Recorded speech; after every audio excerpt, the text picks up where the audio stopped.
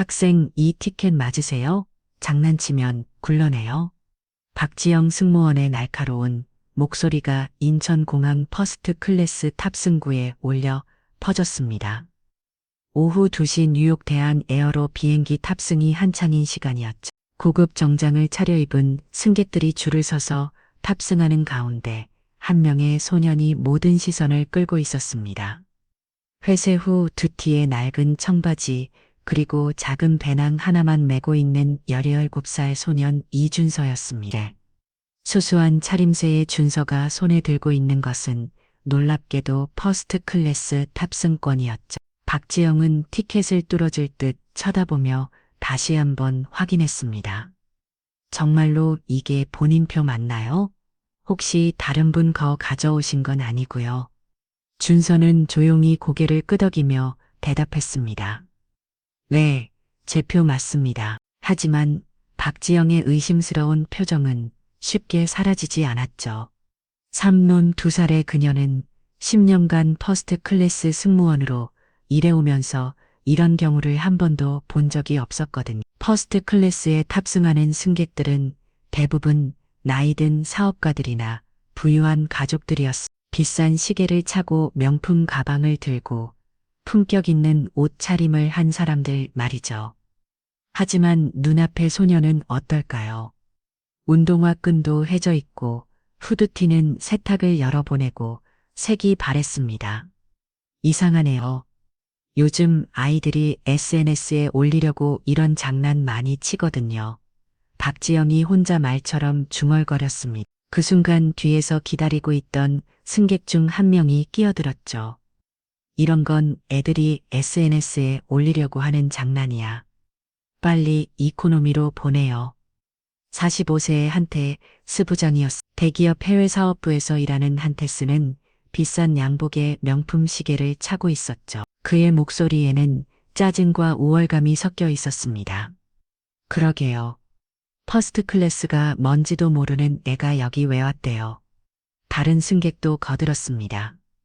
요즘 부모들이 애들 벌을 제대로 안 잡아놔서 이런 일이 생기는 거야. 준서는 점점 작아지는 자신을 느꼈습니다. 주변의 시선들이 모두 자신을 향하고 있었고 그 시선들은 결코 따뜻하지 않았죠. 의심과 비웃음 그리고 불쾌함이 섞인 표정들이었습니다. 학생 정말 확실한 거죠. 혹시 누군가가 장난으로 준 가짜표는 아니고요. 박지영이 다시 한번 물었습니다. 이번엔 목소리에 확실한 의심이 담겨 있었죠. 준서는 마음속으로 한숨을 쉬었습니다. 이런 상황이 처음은 아니었거든요. 어디를 가든 사람들은 그의 수수한 외모를 보고 먼저 판단했습니다. 하지만 설명하기엔 너무 복잡했죠. 사실 준서는 대한에어로 창립주의 외손자이자 현 회장의 손자였습니다. 부모님은 해외에서 사업을 하고 계셨고 준서는 방학을 맞아 혼자 한국으로 돌아오는 길이었죠. 하지만 이런 사실을 말한다고 해서 사람들이 믿어줄까요? 오히려 더 큰 조롱을 당할 것이 뻔했습니다. 죄송하지만 한 번 더 확인해 보겠습니다. 박지영은 탑승권을 꼼꼼히 살펴봤습니다. 바코드도 스캔해 보고 시스템에도 다시 검색해 봤죠. 하지만 결과는 동일했습니다. 분명히 유효한 퍼스트 클래스 티켓이었어요. 이상하네요. 시스템상으로 맞는 것 같은데 박지영이 당황한 표정을 지었습니다. 하지만 여전히 의심스러운 마음은 사라지지 않았죠. 아, 그럼 혹시 어른이 대신 예약해 주신 건가요? 부모님이나 보호자분이요? 네, 그렇습니다. 준서가 조용히 대답했습니다. 그럼 보호자분은 어디 계세요? 미성년자 혼자 퍼스트 클래스 탑승하는 경우는 흔하지 않아서요. 박지영의 질문이 계속 이어졌습니다. 도착지에서 마중 나오십니다. 준서의 대답은 간단 명료했습니다. 더 이상 설명하고 싶지 않다는 듯한 톤이었죠. 한태수가 코웃음을 쳤습니다. 에이, 그럼 부모님이 돈이 많나 보네. 요즘 애들 참 부럽다. 퍼스트 클래스를 타고 다니리 말이야. 그의 말투에는 비꼬는 기색이 역력했습니다. 주변 승객들도 하나, 둘씩 옹성거리기 시작했어요. 정말 요즘 세상 좋아졌네. 우리 때는 상상도 못했는데 전하의 퍼스트 클래스라니. 박지영은 결국 탑승을 허가했습니다. 시스템상으로는 문제가 없었으니까요. 하지만 그녀의 표정은 여전히 못마땅했습니다. 그럼 탑승하세요. 하지만 기내에서는 규칙을 잘 지켜주시기 바랍니다. 박지영의 말투는 다른 승객들에게 하는 것과는 확연히 달랐습니다. 정중함보다는 경고에 가까웠죠. 준서는 고개를 숙이며 탑승구를 통과했습니다. 뒤에서 들려오는 수근거리는 소리들이 그의 기가를 스쳤어요. 저런 애가 퍼스트 클래스에 앉으면 품격이 떨어진다니까. 진짜 요즘 항공사들 관리가 안 되나 봐. 나중에 문제 생기는 거 아니야? 기내로 들어서자 퍼스트 클래스 특유의 고급스러운 분위기가 준서를 맞았습니다. 넓은 좌석과 우아한 인테리어, 그리고 조용히 흐르는 클래식 음악까지. 하지만 준서는 이 모든 것이 낯설지 않았어요. 어릴 때부터 이런 환경에 익숙했거든요. 다만 오늘만큼은 달랐습니다. 주변 사람들의 시선이 따가웠고 그 시선들 속에 담긴 감정들이 불편했죠. 준서는 자신의 좌석을 찾아 조용히 앉았습니다. 창가 쪽 좌석이었는데 옆자리에는 아직 아무도 앉지 않았어요. 곧 한태수가 나타났습니다. 그가 준서 옆자리에 앉는 것이었죠. 한태수는 준서를 한번 훑어보며 작은 한숨을 쉬었습니다. 참 재수없게 됐네. 한태수가 중얼거렸습니다. 준서에게 들리라고 일부러 말하는 것 같았죠. 이렇게 해서 준서의 길고 긴 비행이 시작되었습니다. 하지만 이것은 단순한 이동이 아니었어요. 앞으로 펼쳐질 놀라운 이야기의 시작에 불과했거든요. 비행기가 활주로를 향해 이동하기 시작했습니다. 이제 본격적인 비행이 시작되는 순간이었지. 준서는 창밖을 바라보며 마음을 진정시키려 했습니다. 하지만 옆자리 한태수의 시선이 계속 느껴졌어요. 야, 학생한테수가 갑자기 말을 걸었습니다. 너 정말 퍼스트 클래스 처음이지? 어떻게 행동해야 하는지 알고 있어? 준서는 고개를 돌려 한태수를 바라봤습니다. 네, 괜찮습니다. 짧고 정중한 대답이었죠. 괜찮다고. 하, 애들은 정말 순진하네. 한태수가 비웃듯 웃었습니다. 여기는 놀이동산이 아니야. 어른들이 비즈니스 하는 공간이라고. 그때 박지영 승무원이 다가왔습니다. 손에는 음료 메뉴판을 들고 있었어요. 다른 승객들에게는 활짝 웃으며 정중하게 인사했던 그녀였지만 준서 앞에서는 표정이 달랐습니다. 음료 주문받겠습니다. 박지영이 시큰둥한 표정으로 메뉴판을 내밀었습니다. 다른 승객들에게는 메뉴를 자세히 설명해주고 추천도 해주었는데 말이죠. 와인 리스트도 있나요? 한태수가 물었습니다. 물론입니다. 저희 퍼스트 클래스에서는 프리미엄 와인을 다양하게 준비해드리고 있어요. 박지영의 목소리가 갑자기 부드러워졌습니다. 그럼 샴페인으로 할게요. 도편 페리용으로 좋은 선택이세요. 바로 준비해드리겠습니다. 이제 준서 차례였습니다. 학생은 무엇을 드실래? 박지영의 목소리에는 앞서와는 다른 차가운 기운이 느껴졌어요. 오렌지 주스 주세요. 준서가 조용히 말했습니다. 오렌지 주스, 여기 프리미엄 음료들이 많은데 굳이 오렌지 주스를요? 박지영이 의외라는 듯 물었습니다. 한태수가 끼어들었죠. 야, 학생, 너 초코 우유 시키면 주려나? 하하. 주변 승객들이 키키거리며 웃었습니다. 박지영도 웃음을 참으며 말했어요. 초코 우유는 없지만 우유는 있어요. 아니면 콜라나 사이다는 어떠세요? 마치 어린 아이를 대하는 듯한 말투였습니다. 오렌지 주스는 충분합니다. 준서가 단호하게 말했습니다.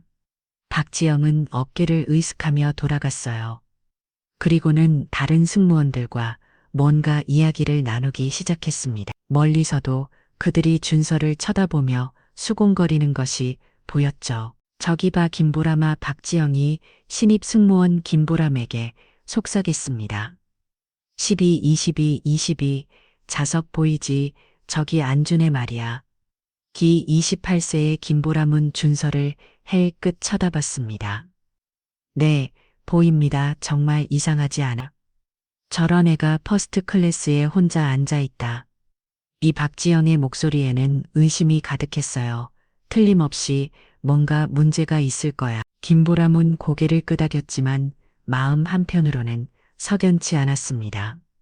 승객을 이렇게 품평하는 것이 옳은 일일까 싶었거든요. 하지만 선배 승무원의 말에 감히 반박할 수는 없었죠. 한편 준서 옆자리에 한태수는 자신의 명품 시계를 과시하며 주변 승객들과 대화를 나누고 있었습니다. 이거 스위스에서 직접 사온 건데 한정판이거든요. 우와 정말 멋있네요. 얼마나 하는 거예요? 한태수는 되게 양양한 표정으로 자랑을 늘어놓았습니다. 그러다가 문득 준서를 쳐다보며 빈정거렸어요. 야, 학생 너는 시계 안 차나? 요즘 애들 다 스마트워치 하나씩은 차고 다니던데 준서의 손목을 힐끗 보더니 코웃음을 쳤습니다. 핸드폰으로 시간 확인하면 됩니다. 준서가 담담하게 대답했습니다. 핸드폰으로 하하. 정말 학생다워 한테 수가 큰 소리로 웃었어. 어른이 되면 제대로 된 시계 하나쯤은 차야 하는 거야.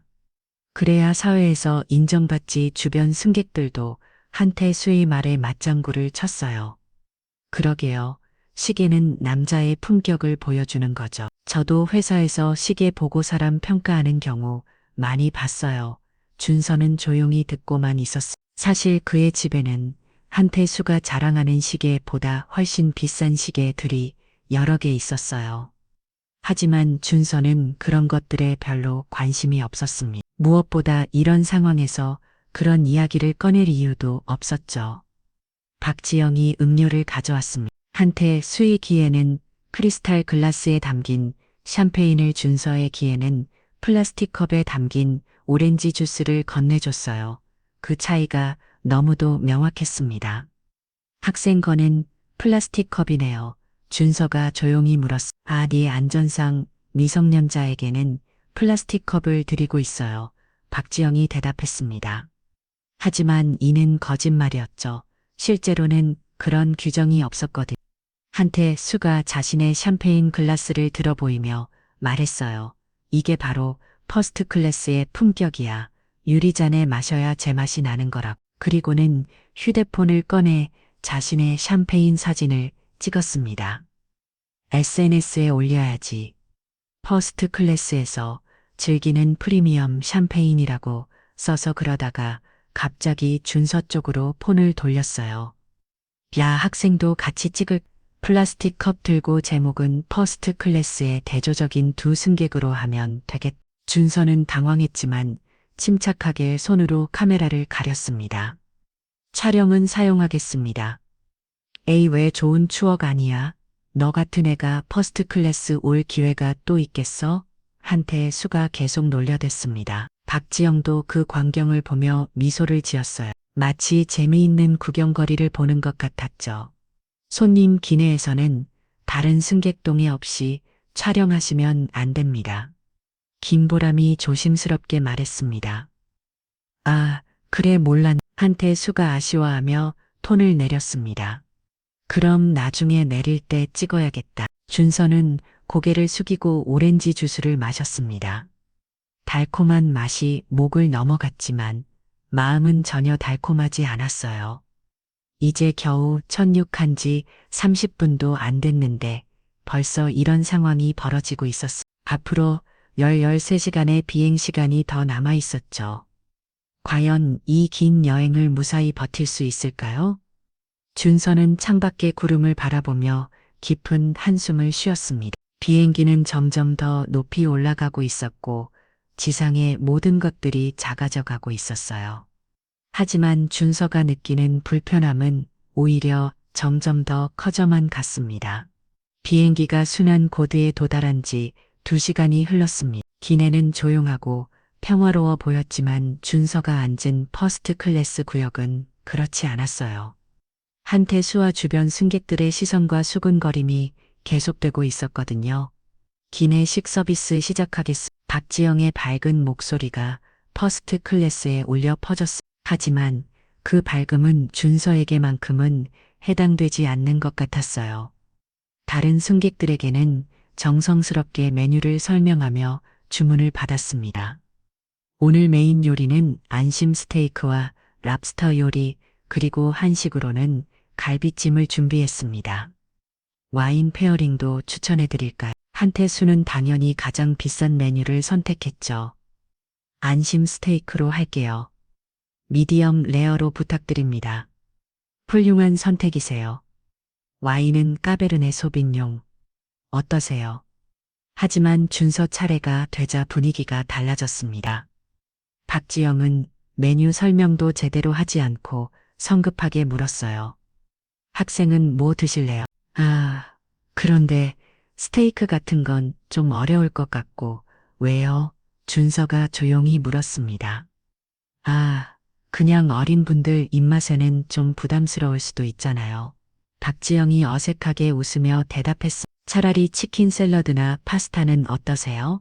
학생 입맛에 더 맞을 것 같은데 한테 수가 끼어들었어요. 그러게 애들이 뭘 한다고 스테이크를 먹어. 입맛도 제대로 안 발달했을 텐데 주변 승객들도 한마디씩 거들었습니다. 맞아요. 어린 친구한테는 부담스럽죠. 스테이크는 어른이 되고 나서 먹어도 늦지 않아요. 준서는 마음속으로 쓴웃음을 지었습니다. 사실 그는 어릴 때부터 세계 최고급 레스토랑에서 식사를 해왔어요. 미슐랭 3성 레스토랑의 요리도 수없이 먹어봤고 와인에 대해서도 웬만한 어린들보다 더 많이 알고 있었죠. 하지만 지금 그런 이야기를 꺼낼 수는 없었습니다. 그럼 치킨 샐러드로 주세요. 준서가 차념한 등 말했습니다. 좋은 선택이에요. 바로 준비해 드릴게. 박지영이 만족스러운 표정으로 고개를 끄겠습니다. 하지만 음식이 나왔을 때 준서는 또 한 번 놀랄 수밖에 없었어요. 다른 승객들에게는 정성스럽게 플레이팅된 고급 요리들이 나왔지만 준서에게는 간단한 치킨 샐러드가 작은 가르셔에 담겨 나왔거든요. 이거 퍼스트 클래스 기내식 맞나요? 준서가 조심스럽게 물었습니다. 네, 맞아요. 치킨 샐러드 주문하셨잖아요. 박지영이 당연하다는 듯 대답했어. 혹시 부족하시면 빵 더 가져드릴까요? 한테 수의 접시를 보니 정말 놀라웠습니다. 예술 작품처럼 아름답게 플레이팅된 안심 스테이크에 각종 야채들이 곁들여져 있었어요. 그릇도 고급 도자기였고 심지어 나이프와 포크도 은제품이었죠. 학생 입맛엔 이게 더 맞죠. 스테이크는 어른들이 드셔야 하니까요. 박지영이 능글맞게 웃으며 말했습니다. 그 순간 한태수가 휴대폰을 꺼냈어요. 이거 완전 웃긴데 사진 찍어도 되죠. 박지영도 웃음을 터뜨렸습니다. 퍼스트 클래스의 초코 우유랑 샐러드 먹는 꼬맹이 출연이라고 제목 닮은 완전 바이럴 될 것 같은데요. 그러게요. SNS에 올리면 조회수 대박 나이트, 다른 승객도 거들었어요. 한태수는 정말로 사진을 찍기 시작했습니다. 자신의 화려한 스테이크와 준서의 초라한 샐러드를 대비시켜서 찍었죠. 그리고는 동료들에게 메시지를 보내기 시작했어요. 퍼스트 클래스에 이런이가 왔어. 진짜 요즘 세상 이상해졌다. 애가 뭔 퍼스트 클래스야. 키우키. 메시지를 보내면서도 한태수는 중간중간 준서를 흐끗 쳐다보며 킥킥거렸습니다. 마치 재미있는 구경거리를 발견한 것처럼 말이죠. 김보람이 그 광경을 보고 있었습니다. 신입 승무원인 그녀는 점점 불편함을 느끼고 있었어요. 승객을 이렇게 대하는 것이 과연 옳은 일일까 싶었거든요. 선배님, 이거 좀. 김보람이 조심스럽게 박지영에게 말을 걸었습니다. 뭐, 박지영이 짜증 섞인 목소리로 대답했어요. 저 학생분께 너무한 것 같아요. 똑같은 퍼스트 클래스 승객인데 똑같다고. 보람아, 넌 아직 나이티. 퍼스트 클래스는 그냥 돈만 내면 되는 게 아니야. 박지영의 목소리에 교육하는 듯한 톤이 섞였습니다. 품격이라는 게 있어야 하거든. 저런 애가 여기 앉아 있으면 다른 승객들이 불편해. 하지만 보라마 이 일 오래 하려면 현실을 알아야 해. 고객도 등급이 있는 거야. 박지영이 단호하게 말했습니다. 김보람은 더 이상 말할 수 없었어요. 하지만 마음 한편으로는 계속 찜찜함이 남아 있었습니다. 한편 준서는 조용히 자신의 샐러드를 먹고 있었습니다. 맛이 없었지만 참았어요. 주변의 조롱과 비웃어도 참았습니다. 사진을 찍히는 것도 참았죠. 하지만 가장 힘든 것은 이런 상황이 계속될 거라는 사실이었습니다. 아직 10시간이 넘는 비행시간이 남아 있었거든요. 야 학생 너 지금 몇 살이야? 한태수가 갑자기 물었습니다. 17살입니다. 17살 고등학생이네. 그럼 용돈은 얼마나 받아? 한태수의 질문은 점점 더 사적이 되어 갔어요. 준서는 대답하지 않았습니다. 에이 왜 말 안 해? 부끄러워할 것도 없잖아. 요즘 애들 용돈 많이 받는다며. 개인적인 질문은 준서가 조심스럽게 거절하려 했지만 한태수는 들을 생각이 없었어요. 아, 그럼 이 표 누가 사준 거야? 부모님은 뭐 하시는 분이야? 질문이 계속 이어졌습니다. 마치 신문하는 것 같았죠. 주변 승객들도 호기심 어린 눈으로 준서를 바라보고 있었어요. 준서는 점점 작아지는 자신을 느꼈습니다. 어디로 도망가고 싶었지만 1000m 상공에서는 갈 곳이 없었죠. 그저 이긴 비행이 빨리 끝나기만을 바랄 뿐이었습니다. 하지만 아직 이것은 시작에 불과했어요. 진짜 시험은 이제부터 시작될 예정이었거든요. 비행 시간이 6시간을 넘어가면서 기내는 점점 어두워졌습니다. 대부분의 승객들이 잠들거나 개인적인 시간을 보내고 있었지만 준서 주변만큼은 여전히 불편한 기운이 감돌고 있었어요. 한태수는 와인을 몇 잔 마시러 더욱 수다스러워졌습니다. 알코올이 들어가니 그의 언행이 더욱 거침없어진 것이죠. 야 학생 진짜 궁금한데 너희 부모님이 대체 뭐 하시길래 퍼스트 클래스 표를 사주시는 거야? 한태수가 약간 취한 목소리로 물었습니다. 준서는 창밖을 바라보며 대답을 피하려 했어요. 하지만 한태수는 포기할 생각이 없었습니다. 혹시 복권 당첨됐나? 아니면 뭔가 사업이라도 하시나? 질문이 계속 이어졌죠. 그때 박지영이 다가왔습니다. 손에는 승객 리스트를 들고 있었어요. 실례합니다만 한 가지 확인하고 싶은 게 있어서요. 박지영이 준서에게 말했습니다. 혹시 이 티켓 어떻게 구매하신 건가요? 직접 구매하신 건 아니죠. 가족이 예약해줬습니다.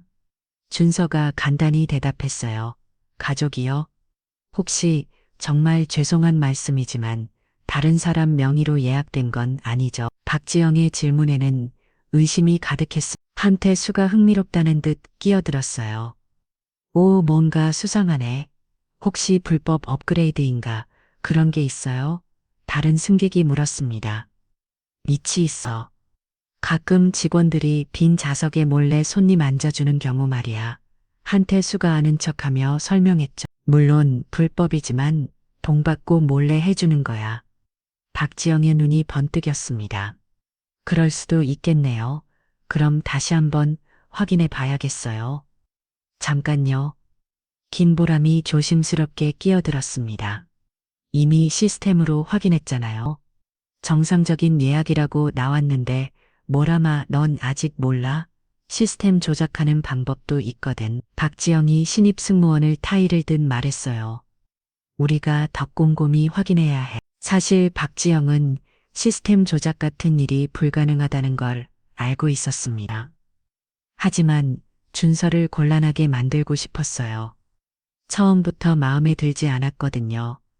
그럼 승무원장님께 보고해야겠네요. 박지영이 음장을 놓았습니다. 준서는 답답함을 느꼈어요. 아무리 설명해도 믿어주지 않을 것 같았거든요. 그렇다고 자신의 정체를 밝힐 수도 없는 상황이었죠. 보고서 써야겠다. 박지영이 중얼거리며 메모장을 꺼냈습니다. 미성년자 단독 퍼스트 클래스 탑승 의심스러운 예약 경로. 한태수가 박수를 쳤어요.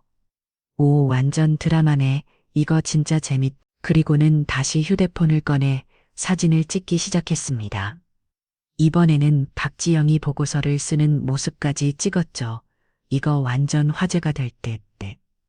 퍼스트 클래스 불법 승객 적발 현장. 한태수가 신나서 중얼거렸습니다. 주변 승객들도 하나, 둘씩 관심을 보이기 시작했어요.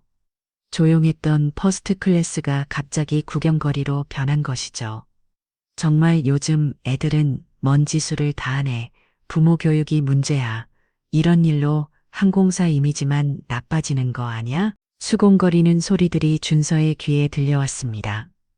모든 시선이 자신에게 집중되어 있다는 걸 느낄 수 있었어요. 김보람만이 준서를 걱정스럽게 바라보고 있었습니다. 하지만 신입 승무원인 그네로서는 할 수 있는 일이 별로 없었죠. 그때 박지영이 기장실로 전화를 걸었습니다. 기장님 보고 드릴 일이 있습니다. 잠시 후 기장실에서 목소리가 들려왔어요. 무슨 일인가? 퍼스트 클래스에 의심스러운 승객이 있습니다. 미성년자인데 혼자 탑승했고 예약 경로도 불분명해요. 빨개다. 자세한 상황은 착륙 후에 처리하자. 전화를 끊은 박지영이 만족스러운 표정을 지었습니다. 기장님께서도 의심스러워 하시네요.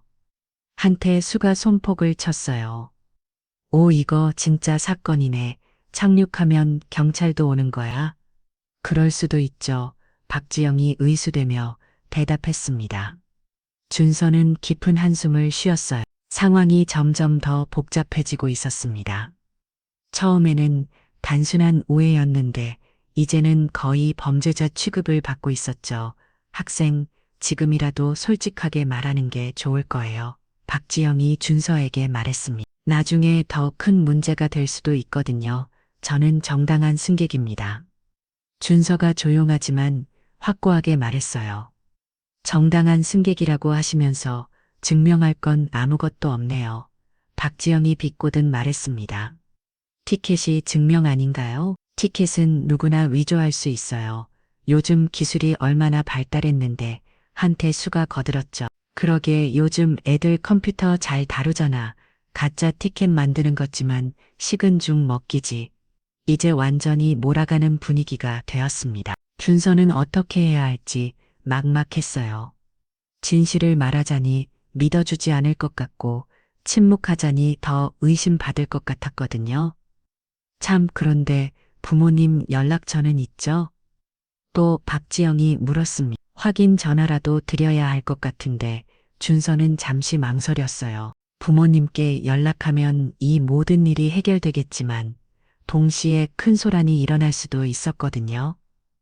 무엇보다 이런 사소한 일로 부모님을 귀찮게 하고 싶지 않았어요. 연락처가 없나 보네. 한태수가 비웃듯 말했습니다. 역시 뭔가 수상해. 박지영도 고개를 끄덕였어요. 정말 이상하네요. 부모님이 퍼스트 클래스 표를 사주셨다면서 연락처는 모른다니. 상황은 점점 더 준서에게 불리해지고 있었습니다. 주변 승객들의 시선도 더욱 차가워졌고 수근거리는 소리도 더 커졌어요. 김보람이 안쓰러운 표정으로 준서를 바라봤지만 그녀도 어떻게 도와야 할지 몰랐습니다. 선배들의 확신에 찬 태도 앞에서는 신입인 자신이 끼어들기 어려웠거든요. 비행기는 계속해서 목적지를 향해 날아가고 있었습니다. 하지만 준서에게는 그 시간이 무척이나 길게 느껴졌어요. 과연 이 상황을 어떻게 해결할 수 있을까요? 착륙 2시간 전 기내는 깊은 밤에 고요함에 쌓여 있었습니다. 대부분의 승객들이 잠들어 있는 가운데 준서만은 잠을 이룰 수 없었어요. 계속되는 의심의 시선과 불편한 상황 때문에 마음이 무거웠거든요. 그때 갑자기 기내 방송이 흘러나왔습니다. 기장 최강민의 목소리였어요. 승객 여러분 안녕하십니까? 기장 최강민입니다. 평소보다 더 엄숙한 톤이었죠. 현재 저희 항공기는 순조롭게 비행 중이며 약 2시간 후 인천공항에 도착 예정입니다. 여기까지는 평범한 안내 방송이었어요. 하지만 다음 멘트가 문제였습니다. 한 가지 당부드릴 말씀이 저희 승무원들은 항상 안전하고 공정한 서비스를 위해 최선을 다하고 있습니다. 따라서 좌석 승격이나 기타 불법적인 탑승에 대해서는 엄격히 대처하고 있음을 알려드립니다. 퍼스트 클래스 승객들이 하나 둘씩 고개를 들었어요. 무슨 말인지 알아듣는 사람들이 있었거든요. 특히 승무원은 좌석 승격 규정을 철저히 준수하게 바라며 불법 승객이 발견될 경우 착륙구 관련 기관에 즉시 신고하여 적절한 조치를 취할 예정입니다. 한태수가 무릎을 쳤어요. 오, 이거 완전 너 말하는 거 아니야? 그가 준서를 향해 손가락질했습니다. 박지영도 만족스러운 표정을 지었어요. 기장님도 이 상황을 심각하게 보고 계시는군요. 기내 방송이 끝나자 퍼스트 클래스 전체가 술렁거리기 시작했습니다. 승객들이 준서를 힐끗힐 끝 쳐다보며 수근거렸거든요. 저 애 때문에 방송까지 나온 거야. 정말 민망하네. 이런 일이 있다는 황당해 한테 수는 아예 대놓고 준서를 조롱했습니다. 야, 학생 이제 정말 끝났다. 기장님까지 나서신 거 보니 진짜 큰일 난 것 같은데. 그리고는 다시 휴대폰을 꺼내 동료들에게 메시지를 보냈어요. 기장이 직접 방송까지 했어. 이거 완전 사건이야. 착륙하면 경찰 온다는데 메시지와 함께 준서의 사진도 계속 찍어서 보냈습니다. 각도를 바꿔가며 여러 장을 찍었죠. 야, 너 지금 기분 어때? 무서우면 솔직하게 말해. 그럼 선처해 줄 수도 있지. 한태수가 거만한 표정으로 말했어요. 준서는 주목을 꽉 쥐었습니다. 참을 수 있는 한계가 다가오고 있었어요. 하지만 여전히 침착함을 유지하려 노력했습니다. 저는 정당한 승객입니다. 준서가 다시 한번 조용하지만 확고하게 말했어요. 정당한 승객? 하하, 정말 끝까지 우기네. 한태수가 큰 소리로 웃었습니다. 그럼 증명해봐. 어떻게 증명할 건데? 박지영이 다가와서 말했어요. 학생 정말 마지막 기회예요. 지금이라도 솔직하게 말하면 관대하게 처리해 드릴 수 있어요. 하지만 거짓말 계속하면 박지영이 말끝을 흐렸습니다. 협박에 가까운 말투였죠. 김보람이 더 이상 참을 수 없었어요. 선배님, 이건 너무하지 않나요? 아직 확실한 증거도 없으면서 보람아, 넌 정말 순진하구나. 박지영이 핀잔을 줬습니다. 이런 상황을 몇 번 겪어봐야 알게 될 거야. 그때 다른 승객 중 한 명이 끼어들었어요. 저기 승모 언니끼리 자주 있나요? 좀 무서운데요? 아니에요. 가끔 있는 일이라서 저희도 경험이 있어요. 박지영이 자신있게 대답했습니다. 걱정하지 마세요. 잘 처리하겠습니다. 한태수가 또 다른 아이디어를 냈어요. 아, 그럼 이거 어때? 지금 당장 부모님께 전화해보라고 하는 거야. 진짜 부모님이면 전화 받기지? 좋은 생각이네요. 박지영이 동조했습니다. 학생 지금 당장 부모님께 전화해보세요.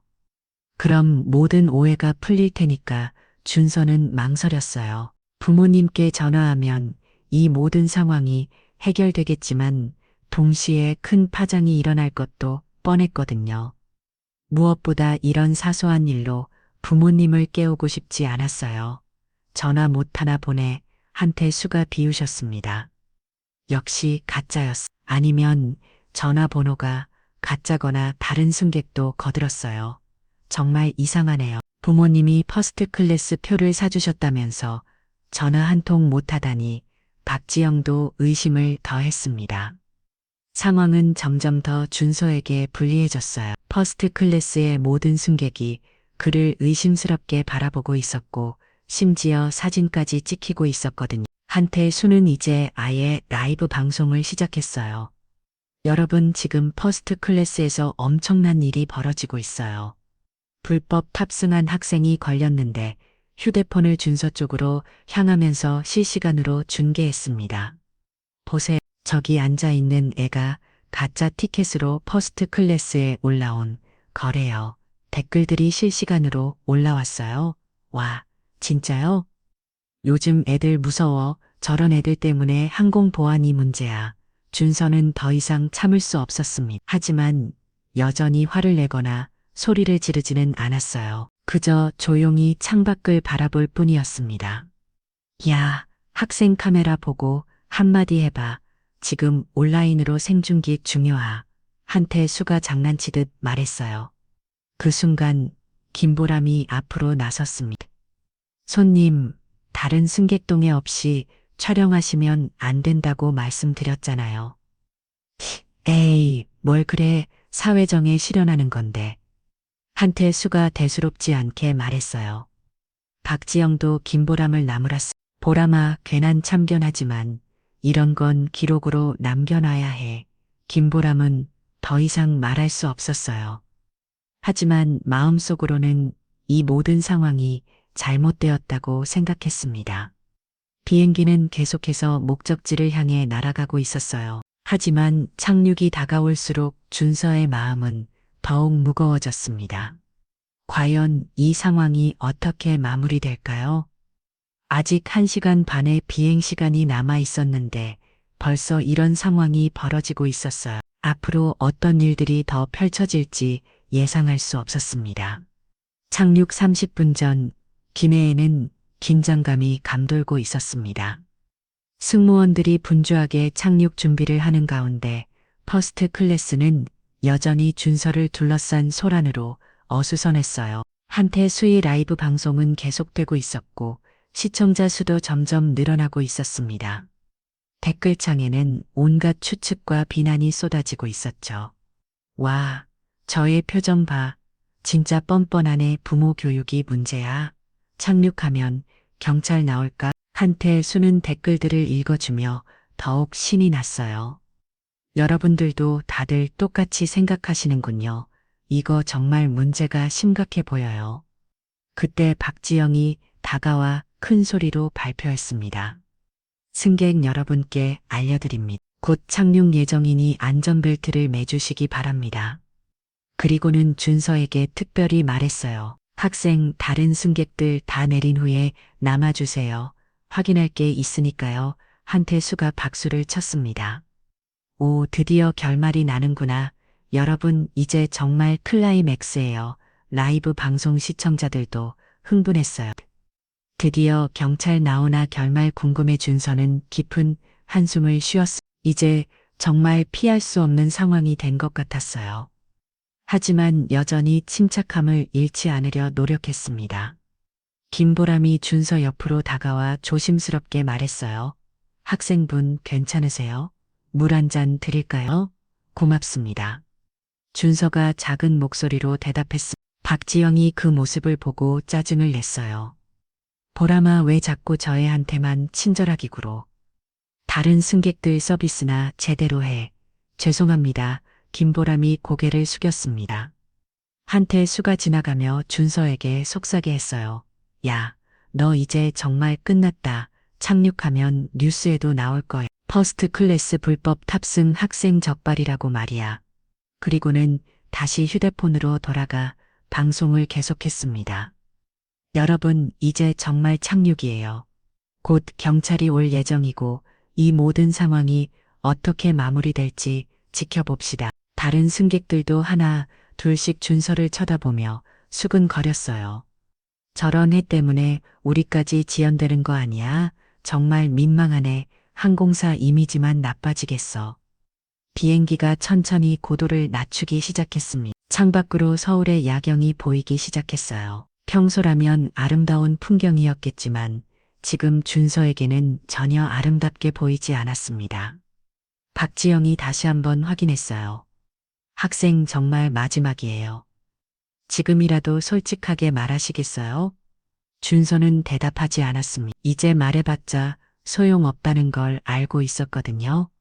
고집센 애네. 박지영이 혀를 찼습니다. 그럼 착륙 후에 모든 게 밝혀질 테니까. 기다려보죠. 한태수가 큰 소리로 말했어요. 좋은 경험에 내 학생 평생 자랑하라고 퍼스트 클래스에서 이런 일 겪어본 애가 몇이나 되겠어? 주변 승객들이 키키 거리며 웃었습니다. 마치 재미있는 수를 보는 것 같았죠. 드디어 비행기가 활주로에 착륙했습니다. 착륙이 완료되었습니다. 승객 여러분께서는 안전벨트 착용 표시 등이 꺼질 때까지 자리에서 기다려 주시기 바랍니다. 하지만 승객들은 벌써 일어나서 짐을 꺼내기 시작했어요. 모두들 빨리 내리고 싶어 했습니다. 한태수는 라이브 방송을 마무리했어요. 여러분 드디어 착륙했어요. 이제 정말 진실의 순간이 올 거예요. 다음에 또 재미있는 일 있으면 방송할게요. 박지영이 준서에게 다가와 말했습니다. 다른 승객들 다 내리고 나면 우리와 함께 공항 보안팀에게 가시겠어요. 거기서 모든 걸 정리하죠. 승객들이 하나, 둘씩 내리기 시작했어요. 지나가면서 준서를 헬끗 쳐다보는 사람들이 많았습니다. 어떤 사람은 사진을 찍기도 했죠. 한태수는 제일 마지막에 내리면서 준서에게 말했어요. 야, 학생, 오늘 정말 재미있었어. 나중에 뉴스에서 보자. 그리고는 박지영에게 명함을 건네줬습니다. 혹시 이 일 관련해서 인터뷰 요청 오면 연락 주세요. 목격자로서 증언할 수 있거든요. 박지영이 고마워했어요. 네, 알겠습니다. 정말 고생 많으셨어요. 드디어 퍼스트 클래스에는 준서와 승무원들만 남게 되었습니다. 김보람은 걱정스러운 표정으로 준서를 바라보고 있었고, 박지영은 승리감에 차 있었어요. 자, 이제 진실을 밝혀볼까요? 박지영이 만족스러운 표정으로 말했습니다. 하지만 그들은 아직 모르고 있었어요. 곧 일어날 놀라운 반전을 말이죠. 퍼스트 클래스 출구 너머에서는 이미 특별한 사람들이 기다리고 있었거든요. 준서도 모르고 있었습니다. 자신을 마중 나온 사람들이 어떤 파장을 일으킬지 말이죠. 이제 정말로 진실이 밝혀질 시간이 다가오고 있었어요. 승객들이 모두 내린 퍼스트 클래스는 이상할 정도로 조용했습니다. 준서는 여전히 자리에 앉아 있었고 박지영과 김보람 그리고 다른 승무원 몇 명이 그를 둘러싸고 있었어요. 자, 이제 정말 끝이에요. 박지영이 승리감에 찬 목소리로 말했습니다. 학생 일어나서 우리와 함께 가시죠. 공항 보안팀이 기다리고 있을 거예요. 준서는 천천히 일어났습니다. 작은 배낭을 메고 조용히 박지영을 따라갔어요. 김보람은 계속 걱정스러운 표정이었지만 아무 말도 할 수 없었습니다. 퍼스트 클래스 출구로 향하면서 박지영이 중얼거렸어요. 정말 끝까지 버티더니 이제 와서 후회해도 늦어요. 문이 열리자 복도가 보였습니다. 하지만 평소와는 뭔가 달랐어요. 여러 명의 사람들이 줄지어 서 있었거든요. 메인 앞에는 60세 정도의 위험 있는 남성이 서 있었습니다. 고급 정장을 입고 있었고 그 옆에는 40세 정도의 우아한 여성이 있었어요. 그리고 그 뒤로는 공항 직원들과 항공사 관계자들이 대기하고 있었습니다. 박지영이 당황했어요. 이게 뭐지? 그때 메인 앞에 서 있던 남성이 준서를 보며 활짝 웃었습니다. 준서야 고생했구나. 비행은 어땠니? 박지영의 얼굴이 순간 하얗게 변했어요. 회장님, 여기서 뭐? 회장님 김보람이 깜짝 놀라며 되물었습니다. 그 남성은 바로 대한에어로의 회장 정혜성이었어요. 그리고 그 옆에 여성은 이사회 이사인 이수연이었습니다. 정혜성 회장이 준서에게 다가가며 어깨를 토닥했어요. 손자야 불편하지는 않았나? 혹시 무슨 문제라도 있었어? 손자? 또 박지영이 작은 목소리로 중얼거렸습니다. 상황을 이해할 수 없었거든. 이수연 이사가 앞으로 나서서 냉정하게 말했습니다. 박지영 승무원님, 그리고 관련 승무원 여러분, 방금까지 있었던 모든 일에 대해 설명해 주시겠어요? 박지영은 말문이 막혔어요. 저희는 이미 모든 상황을 파악하고 있습니다. 이수연 이사의 목소리에는 차가운 기운이 흘렀어요. 승객 한 분을 불법 탑승자로 몰아가며 모욕을 준 것으로 알고 있는데 맞나요? 김보람이 떨리는 목소리로 말했습니다. 이사님, 저는 김보람 승무원님은 제외입니다. 오히려 올바른 행동을 하려고 노력한 것으로 보고받았어요. 이수연 이사가 김보람을 안심시켰습니다. 정혜성 회장이 준서에게 물었어요. 준서야, 정말 괜찮았니? 혹시 누군가 너를 힘들게 하지는 않았니? 준서는 잠시 망설이다가 조용히 대답했습니다. 괜찮습니다. 할아버지, 할아버지. 또 박지영이 더욱 당황했습니다. 이제야 상황이 어떻게 돌아가고 있는지 깨닫기 시작했어요. 이수연 이사가 설명했습니다. 이분은 저희 회장님의 손자이자 대한해오로 창립주의 외손자입니다. 당연히 퍼스트 클래스를 이용할 자격이 충분하죠. 박지영의 다리가 휘청거렸어요. 저희는 몰랐습니다.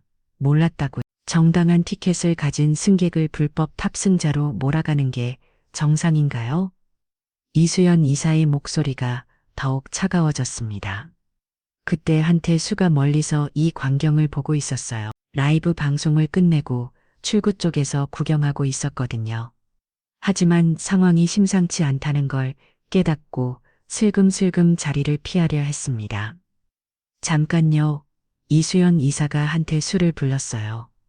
혹시 12 좌석에 앉으셨던 분 아니신가요? 한태수는 얼굴이 파랗게 질렸어요. 저는 대기업 해외사업부에서 일하신다고 하셨죠. 회사명이 어떻게 되시나요? 이수연 이사가 차근차근 물었습니다. 한태수는 대답할 수 없었어요. 자신이 얼마나 큰 실수를 했는지 깨닫기 시작했거든요. 정혜성 회장이 조용하지만 위험 있는 목소리로 말했습니다. 오늘 일어난 모든 일들을 조사하겠습니다. 저희 손자를 모욕한 사람들에 대해서는 법적 조치도 고려하고 있어요. 박지영이 무릎을 꿇을 뻔했어요. 회장님, 정말 죄송합니다. 저희가 잘못 판단했습니다. 잘못 판단했다고요? 이건 단순한 실수가 아닙니다. 이수연 이사가 단호하게 말했어요.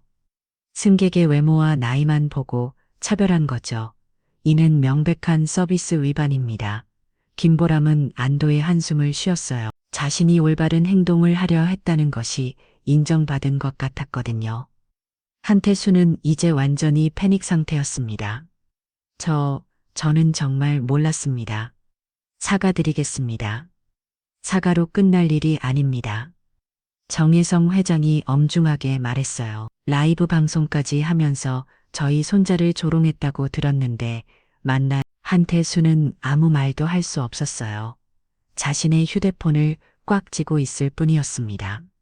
이수연 이사가 공항 관계자들에게 지시했어요. 관련된 모든 영상과 사진을 수집해 주세요. 그리고 법무팀에 연락해서 대응 방안을 마련하겠습니다.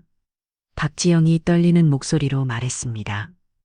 회장님, 정말 죄송합니다.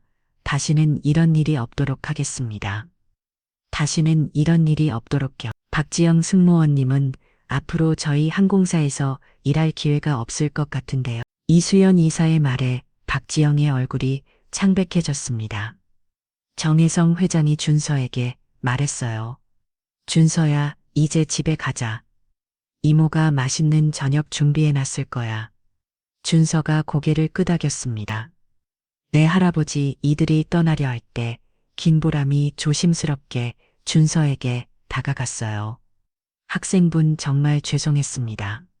제가 더 적극적으로 도와드리지 못해서. 준서가 미소를 지으며 대답했습니다. 괜찮습니다. 누나가 도와주려고 하신 마음은 잘 알고 있어요. 정혜성 회장이 김보람을 보며 말했어요. 승무원님, 오늘 고생하셨습니다. 올바른 판단을 하려고 노력해 주셔서 감사해요. 이수연 이사도 덧붙였습니다. 김보람 승무원님께는 특별 표창을 검토해 보겠습니다. 김보람은 감격스러운 표정이었어요. 자신의 양심적인 행동이 인정받은 것 같았거든요. 반면 박지영과 한태수는 완전히 무너진 상태였습니다. 자신들이 얼마나 큰 실수를 했는지 깨닫고 있었거든요. 이제 진실이 모두 밝혀졌습니다. 하지만 이것은 끝이 아니었어요. 진짜 결말은 이제부터 시작될 예정이었거든요. 공항 BIP룸은 조용하고 고급스러운 분위기였어. 정혜성 회장과 이수연 이사, 그리고 준서가 편안하게 앉아 차를 마시고 있었어요. 창밖으로는 새벽 하늘이 서서히 밝아오고 있었습니다. 준서야 정말 고생 많았구나. 정혜성 회장이 따뜻한 목소리로 말했습니다. 혼자 그 긴 시간을 어떻게 참았니?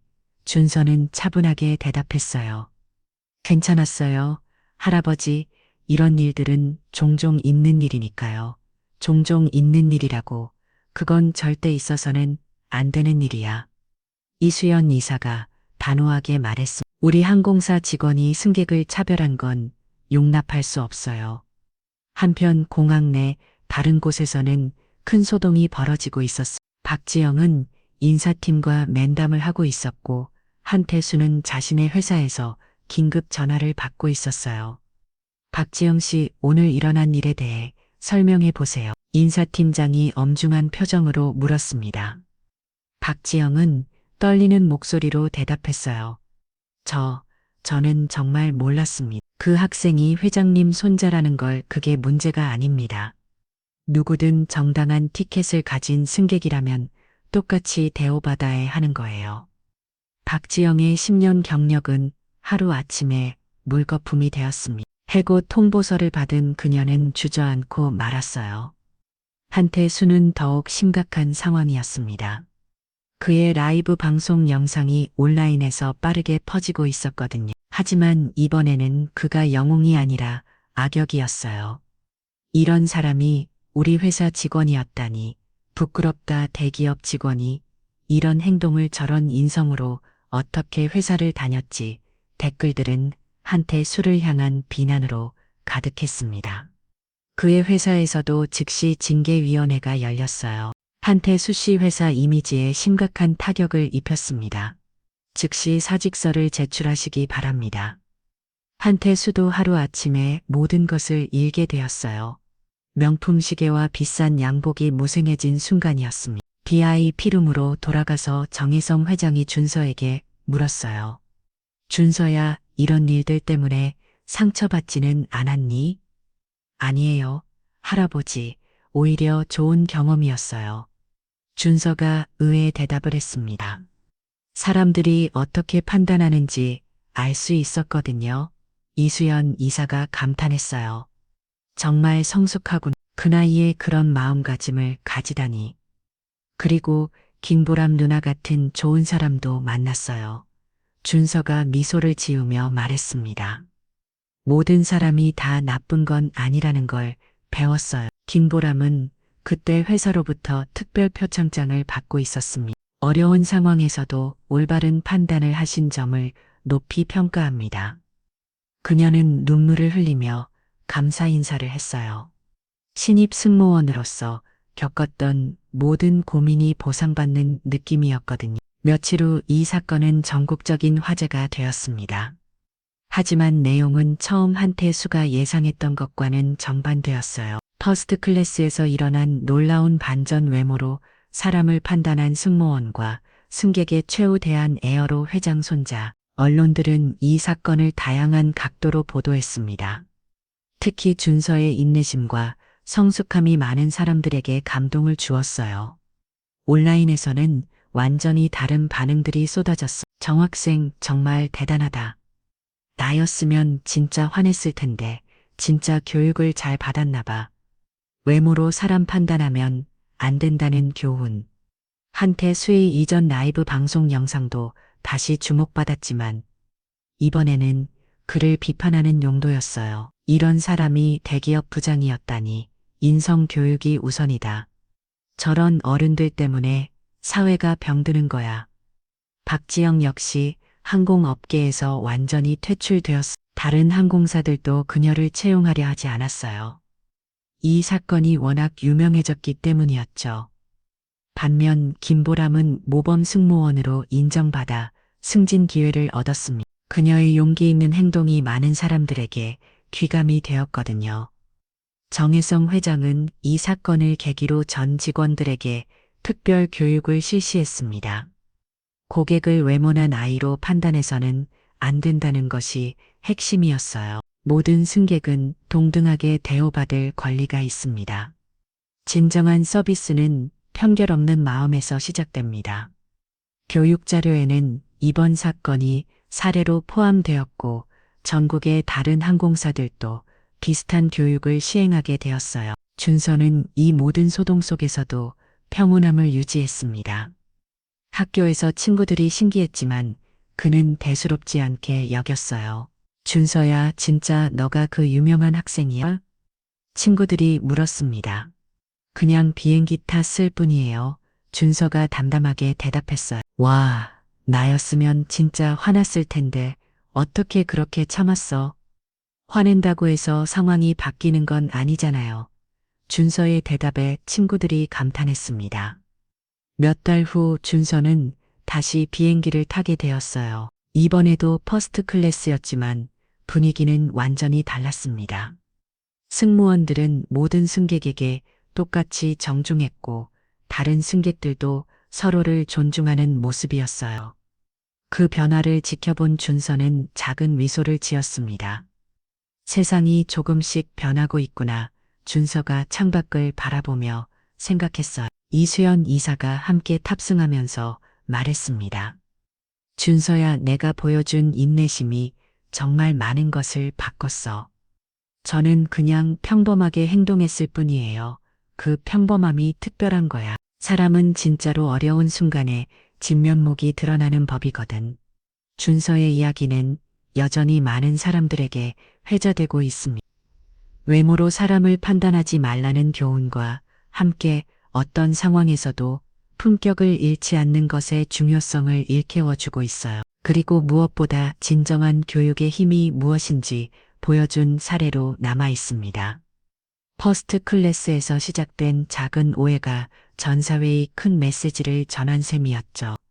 사람은 옷으로도 나이로도 외모로도 판단하는 게 아니다라는 진리를 다시 한번 각인시켜준 사건이었습니다. 준서는 지금도 여전히 수수한 차림으로 다닙니다.